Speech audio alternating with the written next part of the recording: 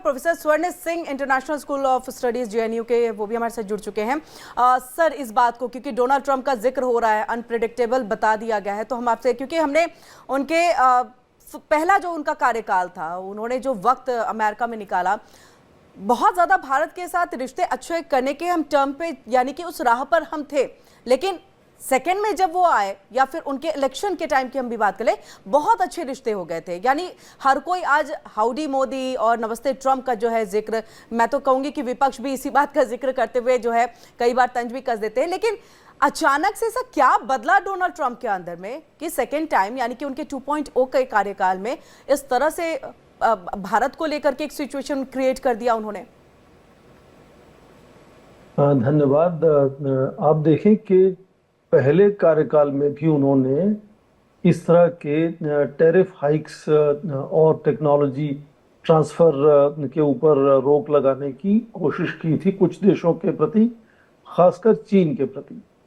पर उनको जब दूसरी बार चुना गया तो उनको लगता है कि उनके जो तौर तरीके हैं काम करने के, उनकी मान्यता पूरे अमेरिका में है, इसलिए वहां के लोगों ने, मतदाताओं ने फिर से उनको चुना है। तो उन्हीं नीतियों को और भी जोर शोर से वो आगे लेकर जाना चाहते हैं। पर अब दूसरे कार्यकाल में जब वो आए हैं तो चीन की आर्थिक व्यवस्था करीब करीब अमेरिका की आर्थिक व्यवस्था के काफी पास आ चुकी है। 20 ट्रिलियन डॉलर की है, 28 ट्रिलियन डॉलर की अमेरिका की है। तो चीन का जो रवैया है थोड़ा सा अलग है और वो अमेरिका के सामने खड़ा होने की कोशिश करता है। वहाँ के सेमीकंडक्टर्स के इंपोर्ट पर वो इन्वेस्टिगेशन करता है, एग्रीकल्चरल सेक्टर में सोयाबीन इंपोर्ट बंद कर देता है। तो वहाँ उनको लगता है कि उनका प्रभाव चल नहीं रहा। प्रभाव कहाँ चल रहा है? उनके यूरोपीय देश जो उनके दोस्त हैं वहाँ उनका प्रभाव चल रहा है। एक के बाद एक राष्ट्र नेता लाइन लगाकर व्हाइट हाउस में आते हैं, हम बात अपनी मनवाने की कोशिश करते हैं। यूरोपियन यूनियन ने यह कह दिया कि हम 600 बिलियन डॉलर निवेश करेंगे अमेरिका में और व्यापार भी बढ़ाएंगे, टैरिफ अपने घटा दिए। तो भारत एक अकेला देश ऐसा नजर आता है उनको, जिन पर उनको लगता है कि करीब 4 ट्रिलियन डॉलर की इकोनॉमी है, इसलिए वो उनको दबा सकते हैं, जोर जबरदस्ती कर सकते हैं। पर भारत कोशिश कर रहा है कि वो कहां तक उनके साथ सहमति बना सकता है, वहां तक सहमति बनाए। पर जो मौलिक मुद्दे हैं भारत के लिए, जो हमारे किसानों के, मछुआरों के जो हित हैं, छोटे उद्योगों के हमारे जो हित हैं, उन पर हम कंप्रोमाइज नहीं करेंगे। भारत ने ये लगातार कहा है, इसीलिए उनका आक्रोश बना हुआ है। और दूसरा बड़ा आक्रोश भारत पाकिस्तान का युद्ध जो उन्होंने समाप्त किया, जो कहते हैं वो 53 बार कह चुके हैं और नोबेल प्राइज मिलना चाहिए, वो भारत ने उसको बात को नहीं माना है। तो उनका एक तरह से व्यक्तिगत तौर पर भी नाराजगी भारत से है, इसलिए लगातार वो इस तरह की कोशिशें कर रहे हैं कि किस तरह से प्रधानमंत्री मोदी से उनकी सीधी बातचीत हो, आमने सामने। वो चाहे जून में जो दिया गया निमंत्रण की बात हो, जब पिछले महीने उन्होंने अपने सोशल ट्रूथ पर ट्वीट किया था कि आने वाले कुछ हफ्तों में प्रधानमंत्री मोदी फिर उनसे मिलने वाले हैं, तो उसी के चलते ये सारी धारणाएं बनी कि शायद कोलालमपुर में दोनों नेता मिलने वाले हैं। पर यह भी हमको समझना जरूरी है कि राष्ट्रपति ट्रंप आज विश्व के सबसे प्रभावी देश के राष्ट्रपति हैं, इसलिए वो जो कुछ प्रभाव ला सकते हैं विश्व पर, भारत पर भी, वो हमें समझना होगा। इसीलिए आप देखें कि भारत भी है बड़े ध्यान से उनसे सुलझने की कोशिश कर रहा है। आपने जैसे खुद कहा कि उनका बार बार निमंत्रण आया है, हाल ही में मिडल ईस्ट पीस समिट में भी इजिप्ट ने भारत को बुलाया था, या उससे पहले आप देखें कि संयुक्त राष्ट्र महासभा में भारत के प्रधानमंत्री जाने वाले थे, अब कोलालमपुर में नहीं जा रहे हैं। तो ये भी ठीक है, औपचारिक तौर पर हम सोशल मीडिया के जरिए रास्ता खोले हुए हैं, भले ही हम सामने सामने फिजिकली ये मुलाकात नहीं कर रहे हैं। डॉक्टर धीरज कौल जी उसमें ये देखें कि जो औपचारिक हमारी जो एक्सप्लेनेशन विदेश मंत्रालय से आई है, वो भी अपने स्तर पर ठीक है कि ये पूरा सप्ताह आप देखें, पहले छोटी दिवाली होती है, फिर दिवाली होती है, फिर गोवर्धन पूजा होती है, फिर भाई दूज होती है, फिर छठ पूजा होती है।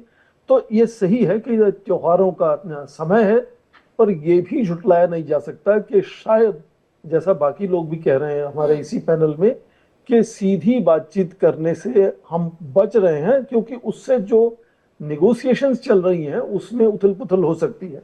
चिंता यह है कि राष्ट्रपति ट्रंप जो हैं वो केवल बातों को परिभाषित नहीं करते अलग तरह से, या तथ्यों को तोड़ते मरोड़ते नहीं है, वो नए तथ्य जो थे ही नहीं उनको लाते हैं उसमें। उनको लेकर जैसे हाल ही में कहा कि दिवाली की बातचीत पर उनका पाकिस्तान पर बात हुई, तो उसी चिंता के चलते भारत ने कोशिश की है कि ये यदि सीधी मुलाकात ना हो तो शायद ये जो ट्रेड निगोशिएशंस हैं वो धीरे धीरे धीरे धीरे पटरी पर आपस आ में जाए। तालमेल बनाकर बढ़ाई जा इसी चीज को सकती है। मैं थोड़ा सिंह के पास आपसे भी लास्ट एक कंक्लूडिंग रिमार्क इसी पे हम चाहेंगे, क्योंकि जिस तरह से जानकारी यहाँ पर कर्नल संजीव ने दी है कि G20 में जो है डोनाल्ड ट्रंप नहीं आ रहे हैं, तो एक बेहतर मोड़ पर जो है एक खूबसूरत तरीके से जो है रिश्तों को छोड़ देना चाहिए, ऐसा होते दिखेगा? या बाकी जो आप सब यहाँ पर कह रहे हैं कि नहीं, आने वाले दिनों में थोड़ा डिफरेंट चीजों के साथ, स्ट्रैटेजी के साथ ये रिश्ते बेहतर होंगे?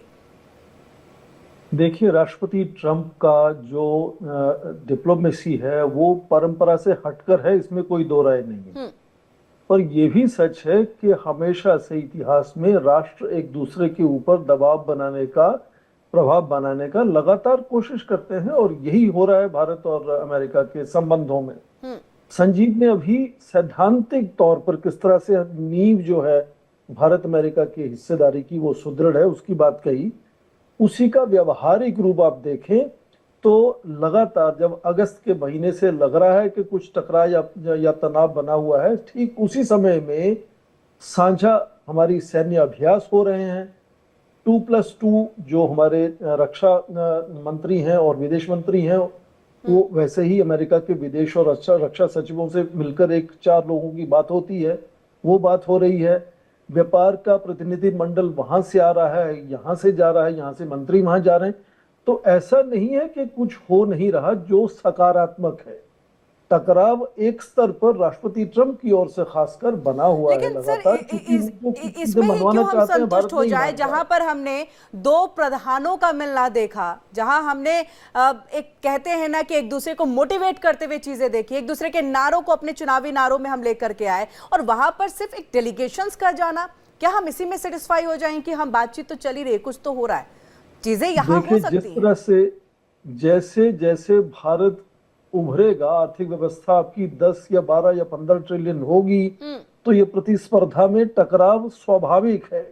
ये भारत की उभरती हुई छवि को लेकर एक कारण है वो उसके पीछे कि राष्ट्रपति ट्रंप क्यों चाहते हैं कि दबाव बनाएं, क्योंकि कुछ समय के बाद शायद वो दबाव नहीं बना पाएंगे। तो ये टकराव एक व्यवहारिक चीज है। जैसे जैसे कोई राष्ट्र का उदय होता है तो बड़ी शक्तियां कोशिश करती हैं उनको दबाने की, और बिल्कुल आज के वक्त में यही चीजें जो है वो दिखाई दे रही हैं। आप सभी का बहुत